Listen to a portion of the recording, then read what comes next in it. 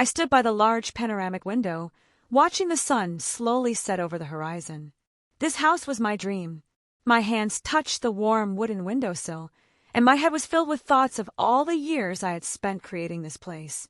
I was sure that this was our home together, the place where Alex and I would spend our whole lives. I helped with the design, choosing every detail from the flooring to the color of the walls. I had invested myself, my money, my soul in this house. But now that everything was ready, when this space was filled with the comfort that I had so diligently created, my husband had changed. What had happened to Alex? He used to be attentive and loving. We could sit in the kitchen for hours, laughing, talking about the future. And now, he was cold, aloof, indifferent. He started coming home later, and when he was here, he seemed absent. I tried to explain it to myself. Maybe he was just tired. Maybe he was having problems at work. I told myself it was temporary. But deep down, something told me that everything had changed forever. Alarm bells. Lately, he had started avoiding me. I noticed small details that had never been a part of our lives before. He no longer invited me to business dinners with his partners. He always carried his phone with him, even in the shower. His mother, Linda, started coming over much more often. She had always been a domineering woman who believed that her son deserved better.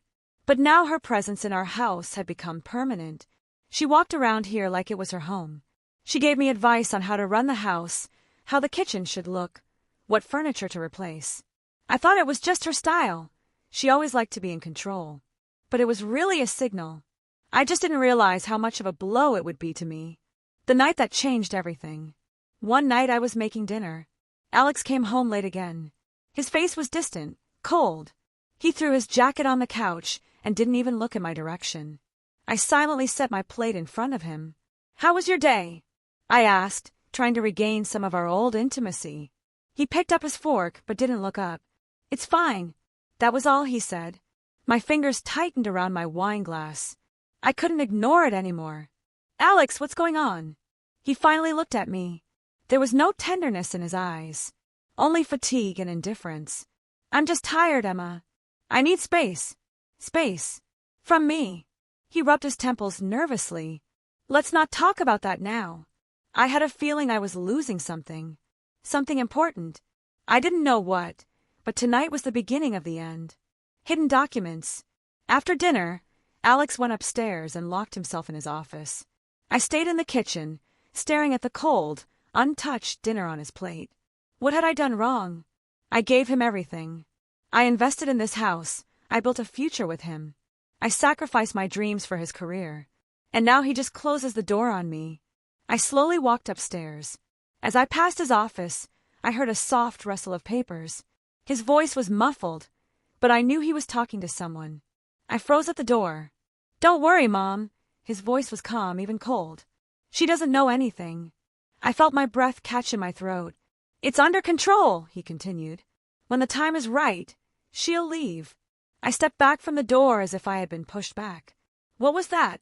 What did "she'll leave" mean? My heart was pounding in my chest. I knew I had to find out the truth. The last day before the storm. The next morning Alex went to work. I closed the door behind him and went back into the house that no longer felt like home to me. I walked into his office. I opened the filing cabinet where he kept his papers.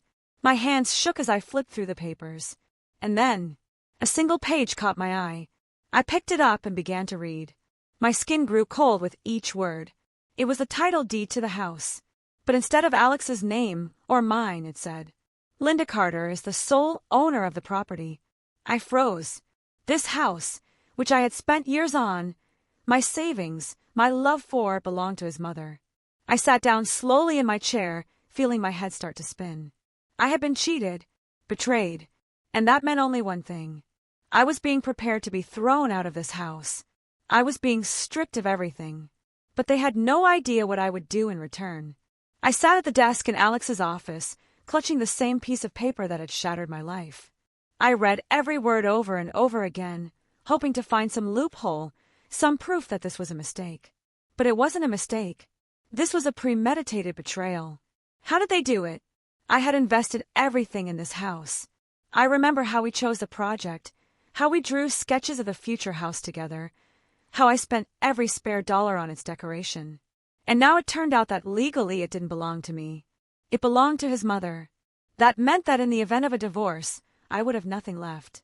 Everything I had invested, all my sacrifices, they were gone. I was no longer the mistress of my own house. I was superfluous. The moment I realized the truth, I kept digging through the documents until I found another sheet. It was a deed of gift. Alex had transferred ownership to his mother a year ago. That meant he had planned everything in advance. Even before we had even finished the renovation. Even before I had realized he was changing. That meant every kiss he had given me, every sweet talk he had given me, every gesture of support he had given me over the past year had been a lie. He had simply been waiting for the right moment to get rid of me. I sat in the dark office, clutching this document in my hands, and I felt my rage rising. It was no longer despair. It was no longer pain. It was pure, icy revenge. A sudden call. At that moment, my phone rang in the living room. I quickly put the papers back in the folder and ran to him. It was my friend Lauren. Emma, her voice was strained. Are you okay? Why are you asking? She paused. I saw Alex at a restaurant today. He was with some woman. I closed my eyes, trying not to smash the phone against the wall. Are you sure? Yes, she sighed. She's young. And they looked like a couple. I leaned against the kitchen table to keep from falling. So here it is. It's not just his overbearing mother. It's his mistress. A conspiracy against me. I started to think back on everything that had happened lately. How he'd been withdrawn. How he'd been spending more money than usual. How his mother kept showing up at the house, criticizing every little thing. It was all part of a grand plan. I was no longer needed in his life.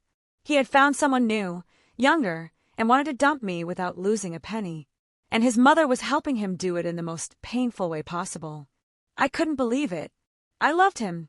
I sacrificed everything for him. And he just registered the house for his mother and was waiting for the right moment to kick me out. But he has no idea what I will do in return. I took a deep breath and put the phone down. My body was no longer shaking. I was no longer the woman crying into her pillow. I was the woman who was going to take everything back.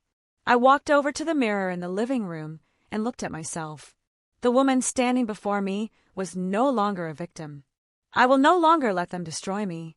I will no longer be someone who can be simply thrown away. This is not the end. This is just the beginning. The next morning I woke up a new person. I no longer felt weak. I no longer thought I could save him, that it was just a mistake. I knew he had betrayed me on purpose, and I was ready to find out the whole truth. Detective in his own home. I knew that if I wanted to win, I had to play smart. I had to gather all the evidence I could before he acted. I went back to his office and began to carefully review all the documents. Every statement, every contract, every record I could find. I knew he was overconfident. He thought I would never guess his plot. But I was smarter than he thought. The money that disappeared. I opened his electronic bank statements that he had forgotten to close on his computer. And then I saw something that changed everything. Over the past few months, over $50,000 had disappeared from his account. I started to look at where the money had gone. Expensive jewelry stores, designer boutiques, five-star hotels. But the most interesting thing was that none of these expenses were made on me. My heart sank. I knew he had someone else. But now I had clear proof. He wasn't just planning to get rid of me. He was already spending the money we had saved together on her. He was already living a new life, while I still believed we were family. Her name. I opened the list of transfers and came across one name that kept repeating itself. Megan Reeves. I had never heard of her before, but now the name was burning in my mind. I started searching for her on social media, and I found her quickly. Young, blonde, with a cheeky smile. She posted photos of herself with expensive gifts, the same ones I had just looked at in my bank statements. And under one of the photos from her trip to Paris was the caption, "Thank you, my love. You make me the happiest woman in the world." My breath caught in my throat. So this was him. My husband was spending our joint money on a mistress. He hadn't kicked me out of the house yet, but life with me already didn't exist for him. I closed my eyes, trying not to break the screen of my laptop. How long had this been going on? I remembered all the times he'd said he worked late, all the days he was busy, when he couldn't answer my calls. I was blind, but now I could see it clearly. Evidence of a conspiracy. I went back to the documents. I needed to know if my mother-in-law was part of this plan, and I found another document. It was a letter between Alex and his mother. I gasped when I saw the message. Everything is going according to plan, Mom. She doesn't suspect anything yet. Okay, son. Once she's gone, we can finally get rid of her for good. I'll take care of it. A little longer, and she'll realize she doesn't belong here. I started to shake. They planned this together. His mother had been helping him get rid of me from the beginning. They were waiting for me to spend my money, for me to invest in this house. And when everything is ready, they will just throw me out. And I was so naive. I was trying to be a good wife, to please my mother-in-law. And all this time she was making a plan to destroy me.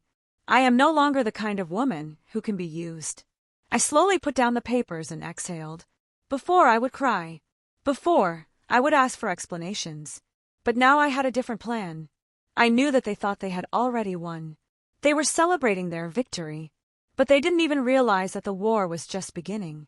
I was no longer a helpless wife. I was no longer a victim. I was a woman who had just started her game. And I was going to take everything. Everything that they had so greedily tried to take from me. They didn't know yet that I wouldn't leave silently. I didn't cry anymore. I didn't look for answers anymore. I already knew everything. And now I had to win. The cold-blooded plan.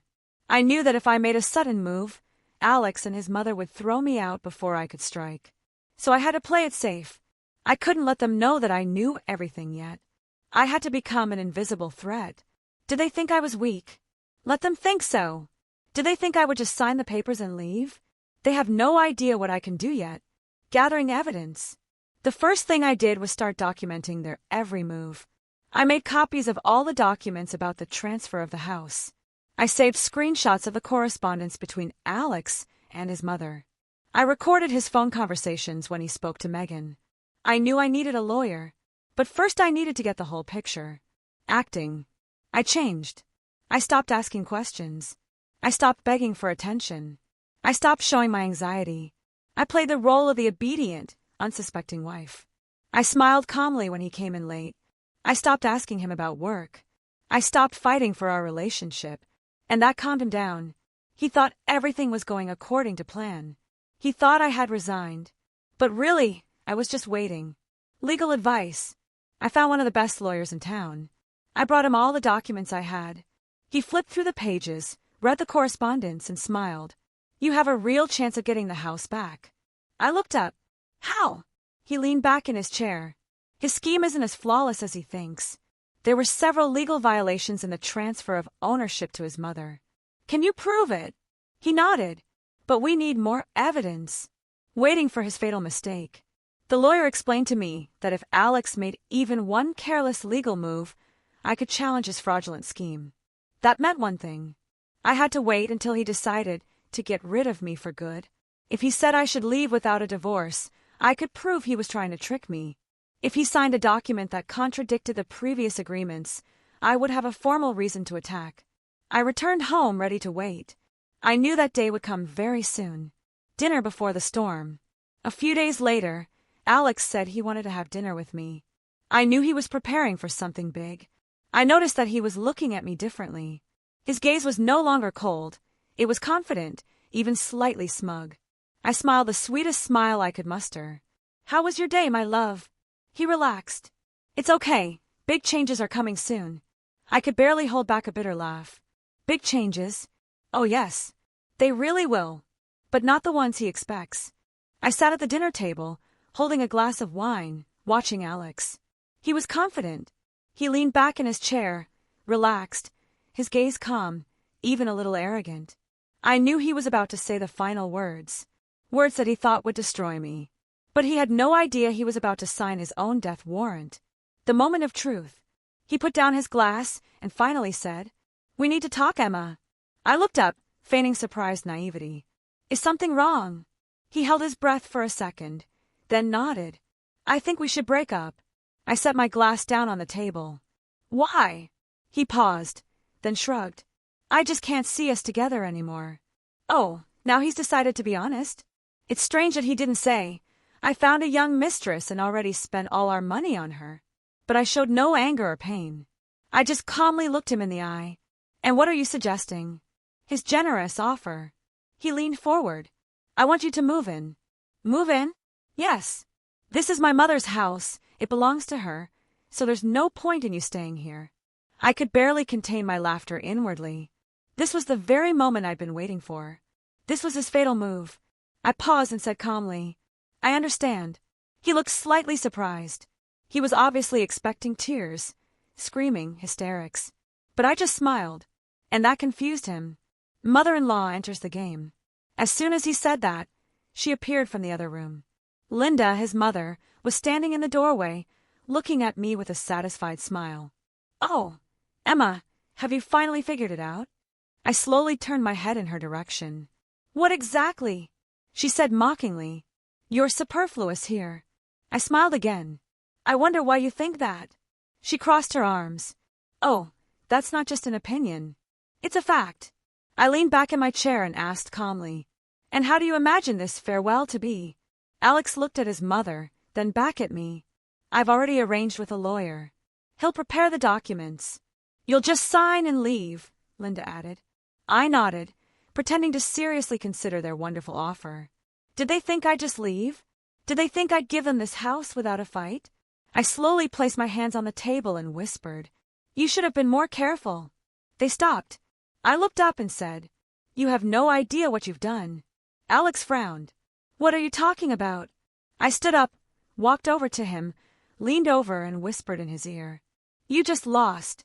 His face tightened, but he didn't know yet how deep his defeat was. I leave the house, but not as a victim. I grab my coat, put it on silently, and pick up my bag. Alex and Linda exchanged confused looks. What are you doing? He asked. I took the keys from the table, looked at him, and said calmly, I'll follow your plan.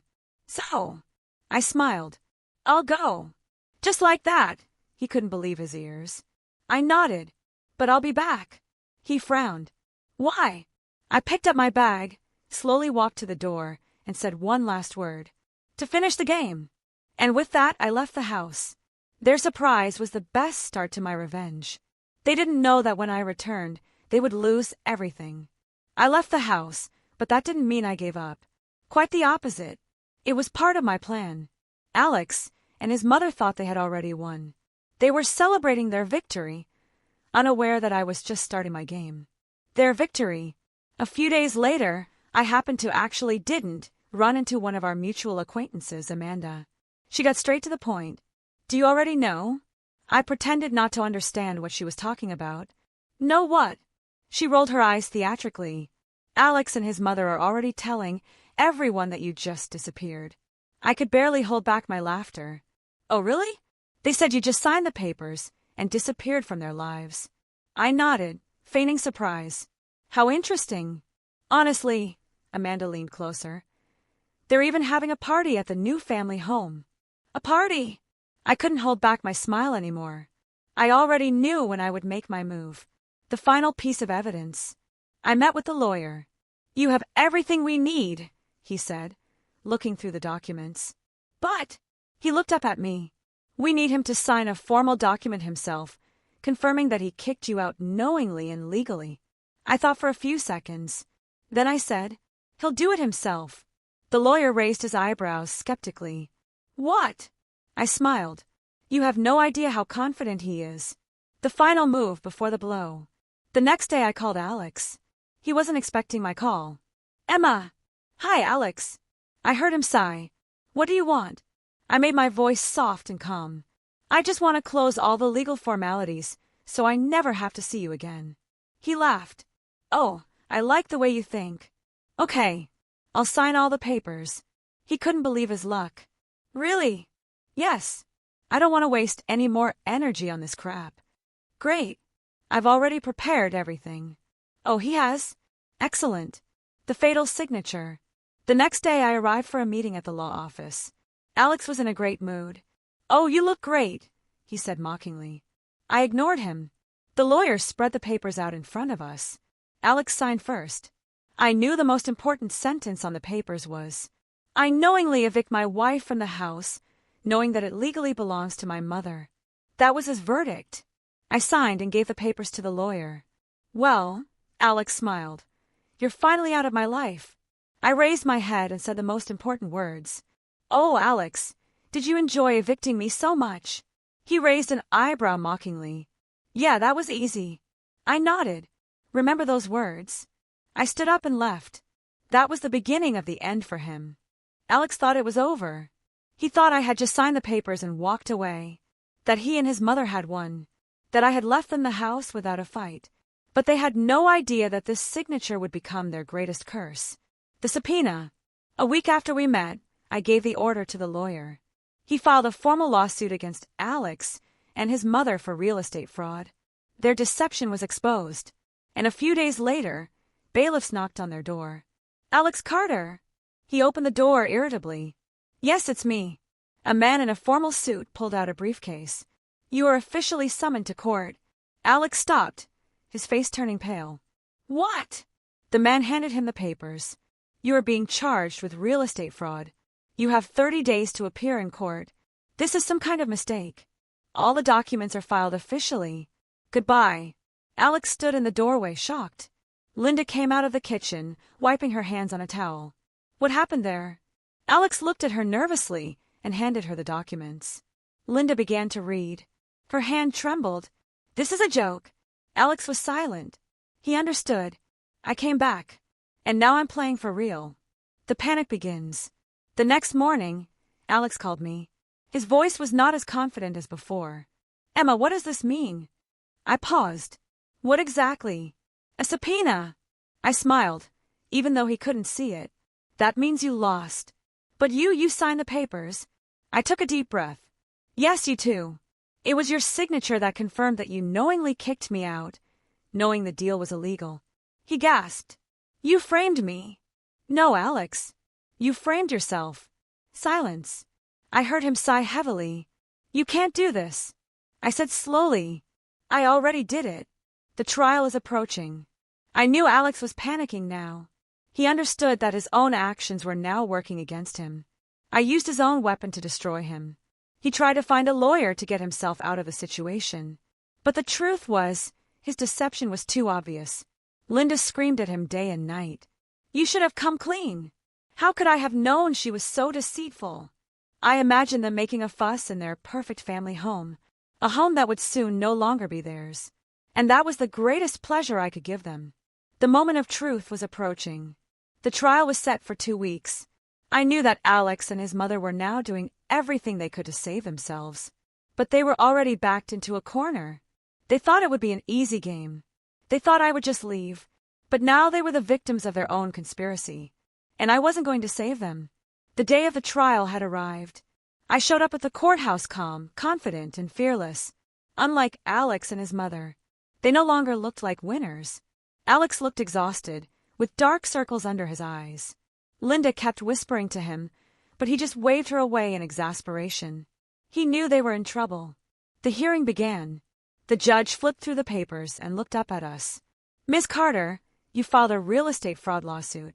Are you alleging that the defendant intentionally registered the house in his mother's name to avoid division in a divorce?" I nodded. "Yes, Your Honor. Do you have any evidence?" I pulled a folder of documents from my briefcase. "It's all here. Bank statements, correspondence between Alex and his mother, phone records where they discuss how to get rid of me without financial loss." I handed the papers to the judge. Alex groaned nervously. I heard Linda whisper to him, "I told you not to write anything in the messages." The judge carefully reviewed the documents. "Do you have anything to object to, Mr. Carter?" Alex turned pale. He looked at his lawyer, but he just shrugged. They had no defense. Exposing financial fraud. My lawyer stood up. "Your Honor, we have another piece of evidence that proves the defendant's fraud." "What is it?" The lawyer spread another document on the table. "Here are financial statements that show that Alex Carter used corporate funds for personal expenses." The judge raised an eyebrow. "What kind of expenses?" "Expensive gifts, vacations, jewelry. Mostly for his mistress." I heard Alex inhale loudly. Linda grabbed his hand. You had a mistress too? The judge rapped his gavel. I want silence in the courtroom. I saw Alex wipe his face with the palm of his hand. His confidence vanished. His world was crumbling before his eyes. The judge's final decision. The judge put down the papers and looked at Alex. All the documents indicate that you deliberately deceived the plaintiff. You transferred ownership to your mother to avoid division of the property, and you also used corporate money for your own purposes. Alex didn't even try to argue. The judge continued. The court rules. The agreement to transfer the property is invalid. The title is returned to the rightful owner, Mrs. Carter. I felt my heart beat in victory. The house was mine again. The judge did not stop. In addition, the court transfers the case files to the tax office for further investigation of the defendant's financial fraud. I saw Alex's face turn ashen. What does this mean? He blurted out. The judge looked at him coldly. It means you are facing serious fines and possibly criminal liability. Linda covered her face with her hands. I just smiled calmly. They thought it would be the end for me, but in fact it was the end for them. Broken and destroyed. When the judge declared the courtroom closed, I slowly stood up. I walked over to Alex, who was sitting there in complete shock. He looked up at me helplessly. How did you do that? I leaned closer and whispered in his ear. You helped me yourself. His eyes filled with horror. I straightened up and walked out of the courtroom with a light walk. The house turned on me. His reputation was destroyed. His life was ruined. And that could only mean one thing. I won. I walked out of the courtroom with my head held high. The sunlight blinded me, but it felt good. I was free again. I had won. My house was back to me. Alex was destroyed. But the story wasn't over yet. Because even after everything that had happened, he still hadn't realized that he had finally lost. His despair. A few days after the trial, I returned to my house. This house no longer felt like a place of pain. It was now a symbol of my victory. I changed the locks. I did a complete audit of my finances, made sure that Alex no longer had any access to anything that belonged to me. I was sure that I would never see him again. But I was wrong. An unexpected guest. That night, I heard a knock on the door. I walked over to the window and saw him. Alex was standing in the doorway, looking miserable. His once expensive suit was wrinkled. He had lost weight. His eyes looked tired and desperate. He had changed. He was no longer the cocky man who thought he was in control. I opened the door. What are you doing here? His lips twitched. We need to talk. I crossed my arms. We have nothing more to talk about. He sucked in air, as if he were about to say something important. I made a mistake. I raised an eyebrow. Just one. He held my gaze. I know I screwed up, but I want to make it right. I laughed. Fix it. I moved closer. You betrayed me. You planned to throw me out of my own house. You set everything up for your mother. You spent money on your mistress. And now you want to fix something? He closed his eyes as if it hurt him to hear it. Emma, please. I took a step back. Are you asking me for help? He nodded silently. I took a slow breath, looked into his eyes, and said, You got what you deserved. He clenched his fists. I have nothing left. I shrugged. You thought I would be left with nothing. His breathing became ragged. Emma! I looked at him coldly. Now you're the one left with nothing. I took the last step toward the door. And you know what the worst part is? He was silent. I smiled. I don't even feel sorry for you. I closed the door in his face. His final downfall. The next day I found out he was officially bankrupt. He had lost everything. His mother refused to help him. Megan, his mistress, had dumped him the same day he lost his case. I had seen his picture on the news. He was sitting on a park bench, looking like he had lost his purpose in life. I watched it, sipping coffee on the terrace of my house. The house they wanted to take away from me. But now this house was mine alone. I knew it would never rise again. He thought I would disappear. But in fact, he had disappeared. And that was the best revenge. I stood on the balcony of my house, holding a cup of hot coffee. This place no longer reminded me of pain. It was no longer a place of betrayal. Now it was a symbol of victory. I watched the sun slowly rise over the horizon, and I felt only peace. The peace I deserved. His final collapse. The next day, I saw his name again in the news. Former businessman Alex Carter went bankrupt. Lost everything in a lawsuit. Alex Carter's mother refused to support him financially. He lost his business, his money, his house. Now he has to start life from scratch. I stared at those lines, and something inside me let go. I no longer felt anger. I didn't feel pain. I didn't feel hatred. I just knew that justice had prevailed. New life. I started to change the house. I threw out old things that reminded me of the past. I repainted the walls, changed the furniture. I removed everything that was once connected to Alex. Now this was my place, my space, my new life. Last meeting. A few weeks later, I happened to see him on the street. He was standing outside a coffee shop, wearing an old, faded jacket, looking broken. He saw me and came over. Emma! I stopped, looked at him. Do you want anything else? He gulped. You were right. I ruined everything. I sighed. Yes, you did. He lowered his head. I'm sorry. I looked at him calmly. A pity. He nodded silently. A pity that you lost? Or a pity that you lost everything? His lips tightened. A pity that I lost you. I smiled. You lost me the moment you decided to deceive me. He couldn't answer. I nodded and took a step back. Goodbye, Alex. I turned and left, and never looked back. The last scene is her triumph. I returned to my home, to my new life. This time I was free. I raised a glass of wine for my victory. For a woman who didn't let herself be destroyed. For a new beginning. I smiled and closed the door to my past forever.